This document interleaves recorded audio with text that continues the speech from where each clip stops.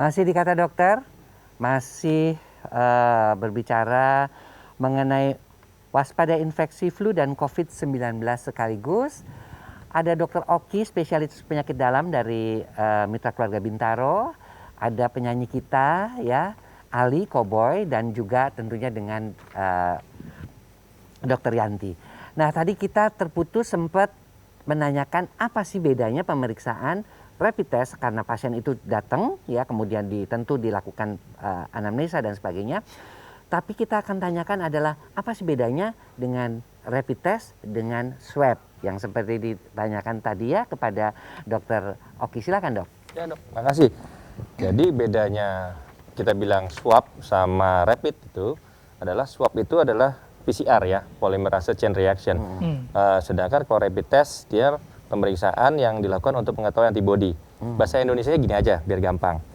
Kalau pemeriksaan PCR itu kita mau lihat langsung udah ada musuhnya nggak sih gitu.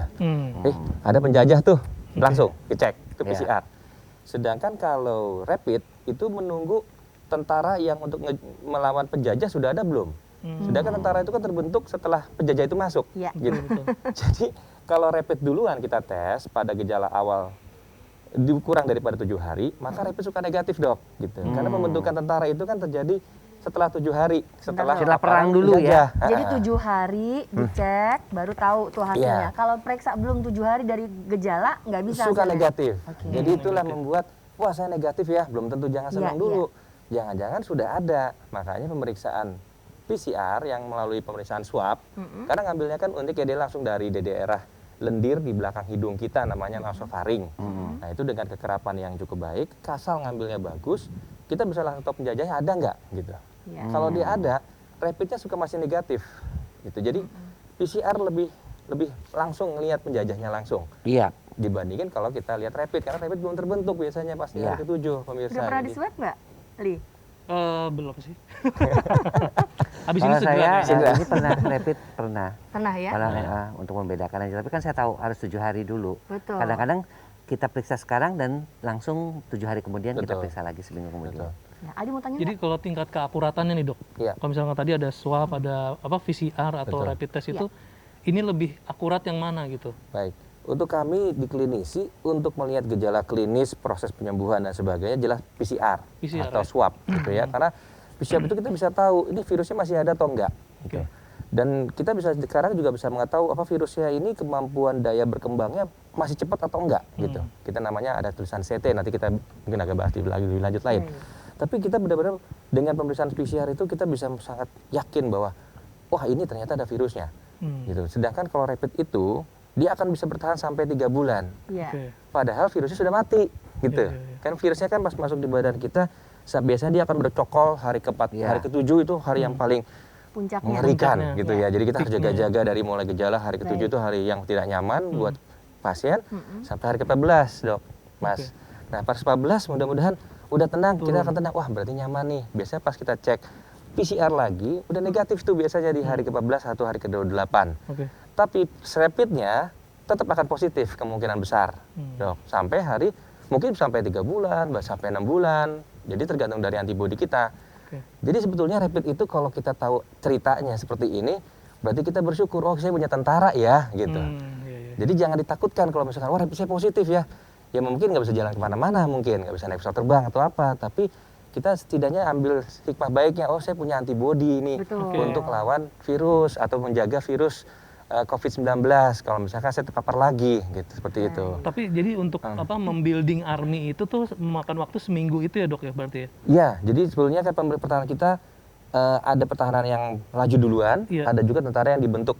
Jadi yang khusus kayak special force-nya betul. Special force-nya itu adalah antibody ini, si rapid itu.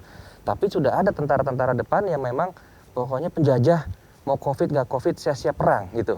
Itulah imun sistem yang pertama, langkah pertama yang dia maju duluan selama antibody kita, special force-nya dibentuk. Kan dilatih dulu, Pak. Diajarin dulu, itu musuh baru tuh. Dulu ya? Iya, dia modelnya jago banget deh tentara kita. Sampai hari ke-7 dibentuklah tentara special force, diserang tuh. Nah itulah terjadi pertempuran hebat di hari ke-7 dengan special force. Jadi dengan kata lain, kalau datang virus ke tubuh kita, kalau kita daya tahan tubuh kuat, antibodi kita kuat, dalam masa 1-7 hari itu kita tetap tidak terjadi keluhan apapun juga. Betul. Kalau itu baik itu flu ataupun itu COVID. Ya. Kemudian untuk membedakan apakah itu flu atau COVID, jika ada keluhan sampai hari ke-7, lakukan pemeriksaan, baik itu PCR ataupun rapid test. Betul. Dari hasil kalau rapid mulai ada positif, ada baiknya untuk dilanjutkan ya Iya, ke PCR. betul. Nah dok, saya tanya, misalnya dari hasil PCR-nya sudah positif nih, seorang memang bisa kita katakan dia terdiagnosis dengan gejala-gejala yang udah ada memang COVID. Nah, ada orang yang beranggapan setelah diberikan terapi ya vitamin, obat dan semuanya, karena kita tahu juga masa seperti ini kita belum ada vaksinnya untuk COVID ini. Nah, terbukti setelah pemeriksaan beberapa minggu PCR kembali kan dok untuk mengetahui orang tersebut sudah negatif atau belum.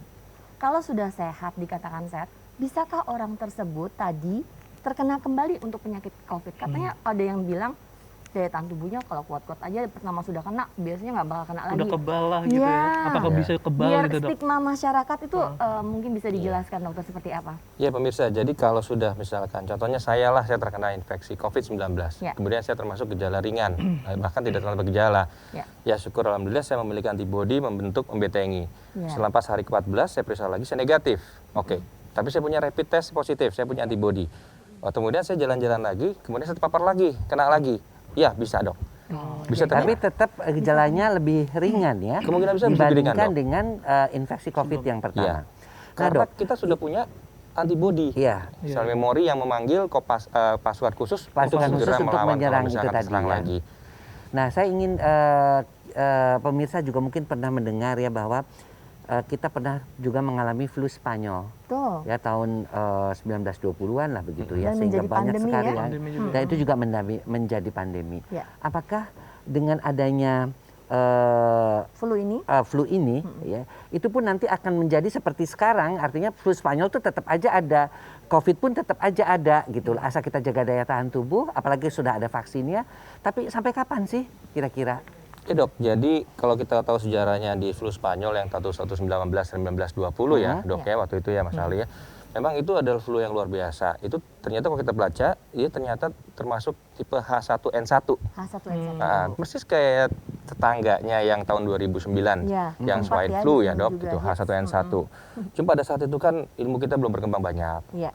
Masih banyak ada perang World War I gitu ya. Banyak permainan politik di situ, saling menekan berita yang supaya jargon jangan memutuskan semangat para beberapa negara. Sehingga banyak informasi ditutupi, sehingga jadi Spanish flu ini menjadi panjang. Dan kita lihat bahwa virus itu adalah self-limited disease. Dia pasti akan mati sendiri. Cuma tergantung dia usianya berapa gitu. Contohnya kalau influenza biasa paling cuma 3 hari, 4 hari dia mati kok. Kalau COVID hari ke-14, hari ke-28 dia mati gitu, seperti gitu. Ya Mas Ali ya dok ya. Jadi kalau misalnya daya tahan tubuhnya baik, COVID pun 8 udah mati ya? Iya. Kita memiliki imun sistem yang kuat dan tanpa mudah-mudahan tanpa disertai dengan komorbid ya atau penyakit penyerta gitu.